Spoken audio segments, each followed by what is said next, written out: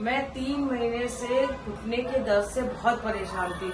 मैं 15 मिनट खड़ी नहीं हो पा रही थी, ना उठते बैठते मुझे बिल्कुल चैन नहीं था। फिर मैं यहाँ पे आई, डॉक्टर साहब को दिखाई, उसके बाद उन्होंने मेरा ट्रीटमेंट लिया, लेकिन मेरे को बिलीव नहीं हो रहा था कि मैं कर पाऊंगी कि नहीं कर पाऊंगी। एक हफ्ते बाद मेरे को दर्द बढ़ जाता था, फिर कम हो जाता था। मैं पूछती थी मैं ठीक हो पाऊंगी कि नहीं, कि मैं ऐसी रहूंगी, तो बोले नहीं बस थोड़ा बिलीव करो ठीक हो जाओगी।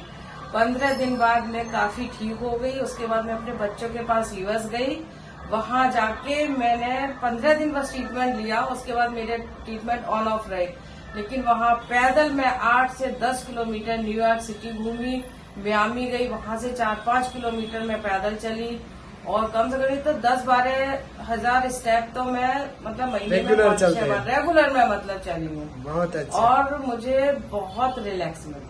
यानी पहली बार आए तो कितना सूजन था, कितना स्टेप चल पाते थे? बिल्कुल नहीं, 4 कदम नहीं चल पा रही थी मैं, पैर सूज के ऐसा हो गया था, बिल्कुल ऐसा लग रहा था कुछ भी नहीं हो पाएगा। ओके, यानी पैर एक पैर पे दूसरा पैर हो जाए ऐसा, एक पैर में ही था आपको, बराबर?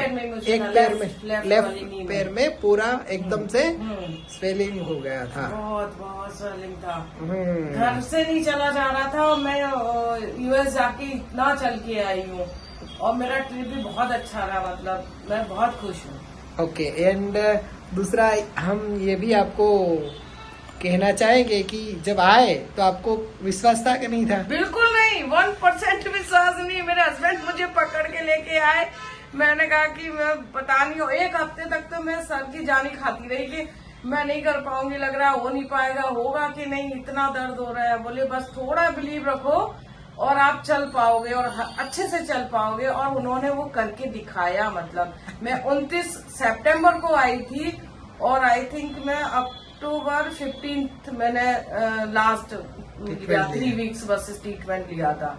और उसमें मैं मतलब खड़े क्या चलने भाग नहीं हूँ मैं, मतलब। ग्रेट। यानी आयुर्वेद का यही मूल उद्देश्य है। कई बार ऐसा माना जाता है कि आयुर्वेद में टाइम लगता है, परंतु जब ऑथेंटिक वे में एक एजुकेटेड डॉक्टर के पास ट्रीटमेंट ली जाती है, तो बहुत अच्छे से within some days result अच्छे से मिलना चालू हो जाता है, और डिसीज भी बहुत अच्छे से जड़ मूल से भी चला जाता है।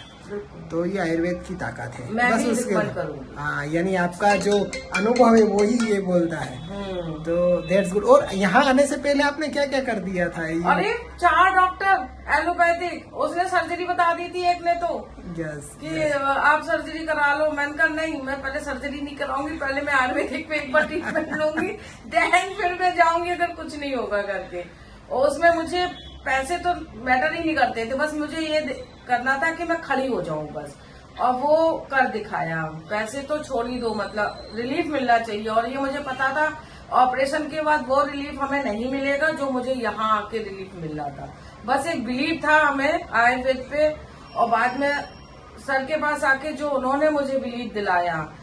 और यहाँ का एटमॉस्फेयर तो सर, सुबह जो आपका मंत्र बजता था ना, अंदर से इतना मतलब हमको पावरफुल और पॉजिटिव बनाता था ना, कि आधी बीमारी आई थिंक मेरी उससे ही चली गई है, जो आपके 2 मंत्र चलते हैं सुबह उसके ऊपर। सच में ग्रेट। ये ईश्वर का आशीर्वाद है, और आयुर्वेद ईश्वर का ही रचित विज्ञान है। सच में। तो हम तो हमारा प्रयास बहुत अच्छे से ऑनेस्टली करते ही हैं, पर जब उसके साथ पेशेंट का विश्वास बढ़ जाता है तो 2 पहिए से साइकिल चलना चालू हो जाती है, और फिर अपना रास्ता पूरा कर देती है। That's good.